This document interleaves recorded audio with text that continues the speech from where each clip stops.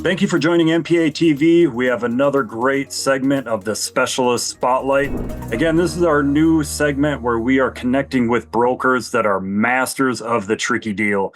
Joining us today, Adrian Fernandez, loan officer at Loan Factory. Adrian, thanks for joining us. Thank you so much for everything, Chris. I'm very excited to be here. Awesome. All right. So you were telling me about a scenario that you just got through. Looks like you had a self-employed borrower. We had some DTI challenges. Moving from FHA, a lot of moving pieces up front, in the middle, and towards the end.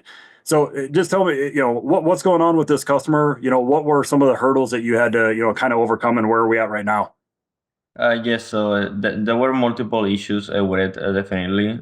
So first, a few days before we were expected to close, underwriting told us that there was a rule by FHA that we needed the co-borrower to have at least 6 months of W-2, and he had 3 months in his current employment. He had a full W-2 for more than 6 months in his past job in 2023 and 2024. And the income qualified, but because of that, and then we had to move away from FHA. That was a rule that I learned, and we tried conventional. But then afterwards, the DTI didn't work anymore. The interest rate was higher, and the mortgage insurance quote that we got was higher than initially expected. And because of that, the DTI got a 52%, and we needed below 50%. But then they ended up running it, and it ended up not even being fine with 47%. So I ended up having to switch to another lender. So this lender had a lower interest rate and a lower mortgage insurance. I just switched to it. I didn't switch to it initially because since I already had started with that initial lender, I thought, oh yeah, let's just close quickly. It should be better with this lender. But no, it didn't work that way. So now with this conventional, we were actually able to close in 8 days. Awesome. Okay. So it seems like there were some hiccups along the way, but at the end of the day, you were able to, come through for the client and able to get a better deal across the line. It sounds like, how were you able to get in touch with this client, and what is your relationship looking like now? It sounds like you were the hero and got them into a great situation. So what are things looking like now? Yes, certainly. Well, most people know that this is a relationship-based business.